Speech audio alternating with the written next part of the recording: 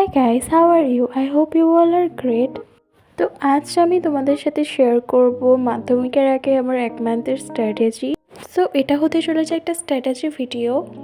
তো আজ আমি বেশিক্ষণ পড়তে পারিনি, মাত্র 4 ঘন্টা মতো পড়েছি এবং এই 4 ঘন্টায় আমি ম্যাথ এবং ইংলিশটুকুই জাস্ট করতে পেরেছি। বিকজ আজ আমি ভীষণ ডিমোটিভেট ছিলাম, আমার একটুও পড়তে বসার ইচ্ছাই হচ্ছিল না। বাট তাও মাধ্যমিক অনেক কাছে চলে এসেছে, দ্যাটস ওয়াই আমার মনে হলো যে না, পড়তে বসতেই হবে। তো দ্যাটস ওয়াই আমি পড়তে বসেছিলাম। তো আজ আমি ম্যাথে অনুপাত আর সমানুপাত এবং সরল সুদের যে অঙ্কগুলো আছে সেগুলোই করছিলাম, এবং সেই সঙ্গে তার প্রিভিয়াস ইয়ারের যে কোশ্চেনগুলো ছিল সেগুলো আমি প্র্যাকটিস করছিলাম। তো আজ আমি ইংলিশের যে ফার্স্ট লেসনটা আছে সেটা হচ্ছে ফাদার সেলফ, আমি আজকে সেটাই করছিলাম। পুরো বই আমার অনেকবার রিভাইজ হয়ে গেছে, বাট তাও আমি আরেকবার ওটাকে পড়ে নিয়ে দেন কোশ্চেন করতে বসেছিলাম। তো আমি যে টেক্সচুয়াল কোশ্চেনগুলো ছিল আমি সেগুলোও করেছি, এবং সেই সঙ্গে কোশ্চেন ব্যাংক খুলে আমি সেখান থেকেও কোশ্চেন প্র্যাকটিস করেছি, যাতে ওই চ্যাপ্টারটা আমার একটুও না আটকায়। তো আমি ভাবছিলাম যে এই 1 মাস একটা চ্যালেঞ্জ নেব, যাতে এই 1 মাস আমি অনেক প্রোডাক্টিভভাবে কাটাতে পারি। কারণ এই একটা মাস ভীষণ ডিমোটিভেট হয়ে যাব আমি, আর যদি আমি ডিমোটিভেট হয়ে যাই আমার পুরো একটা মাস জলে চলে যাবে, যেটা আমি একদমই চাই না। তো চলো, চ্যালেঞ্জটা কী সেটা তোমাদের সাথে আমি এখন শেয়ার করেই দিই। সো যদি আমি আমার কথা বলি, আমি সকালে একদমই তাড়াতাড়ি উঠতে পারি না, লাইক আমার 8টা তো বেজেই যায়। বাট এখন করে আমাদের চেষ্টা করতে হবে, চ্যালেঞ্জের ফার্স্ট স্টেপ সেটা হচ্ছে যে সকালবেলা অনেক তাড়াতাড়ি করে ওঠার চেষ্টা। লাইক 5টা 6টা, যারা 4টে উঠতে পারবে তারা তো খুবই ভালো। বাট যদি 4টে থেকে একটু দেরি হয়ে যায়, তবুও 5টা 6টার দিকে উঠি, তাহলেও অনেকটা আমরা লাভবান হব। সো দ্বিতীয় চ্যালেঞ্জটা হলো যে রোজ একটা করে বেঙ্গলি এবং ইংলিশ রাইটিং মুখস্থ করে লিখতে হবে।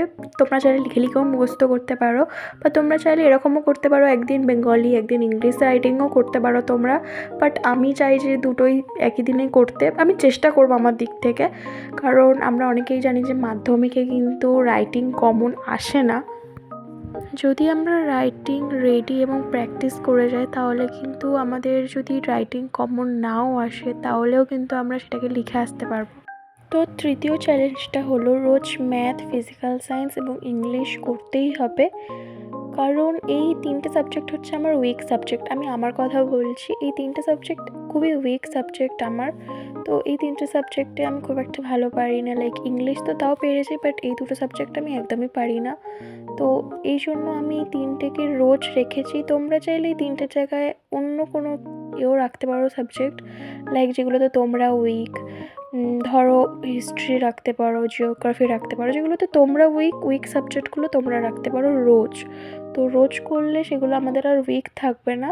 তো এটা হচ্ছে তৃতীয় চ্যালেঞ্জ, এবং এর সাথে আরও 2টো সাবজেক্ট এক্সট্রা রাখতে হবে। তো মোট ইচ ডে আমাদেরকে 5 সাবজেক্ট করতে হবে। ইচ ডে আমরা যে 5 সাবজেক্ট করবো, সেই 5 সাবজেক্টের মধ্যে 3টে সাবজেক্ট আমি কী করবো সেটা তো আমি বলেই দিয়েছি। আর যে 2টো সাবজেক্ট থাকছে, সেই 2টো সাবজেক্ট আমি কি চুজ করবো প্রত্যেক দিন এবং প্রত্যেক সপ্তাহ অনুযায়ী সেটা চেঞ্জ হবে। তো সেটাও তোমাদের সাথে আমি শেয়ার করে দেবো। দেন ফোর্থ যে চ্যালেঞ্জটা আছে সেটা হচ্ছে রোজ অন্তত 8 থেকে 9 ঘন্টা সেলফ স্টাডির দরকার, এটা করতেই হবে। এবার যারা অনেক বেশি বিজি থাকো, লাইক হেক্টিক ডে যায়, যেমন তোমাদের হয়তো টিউশন আছে, এখন অবশ্যই স্কুল নেই, তো স্কুলের কোনো চিন্তা নেই। বাট যেহেতু অনেকের টিউশন থাকে, তো একবেলায় 2বার 3বার টিউশন যেতে হয়, তাদের সেলফ স্টাডি করার কিন্তু এটা খুব কমে যায়।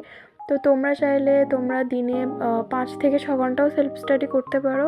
বাট আমার সপ্তাহে 2টো কি 3টে পড়া থাকে, তো রোজ থাকে না, ঠিক আছে? তো সপ্তাহে ওটা উইকে 2টো কি 3টে থাকে।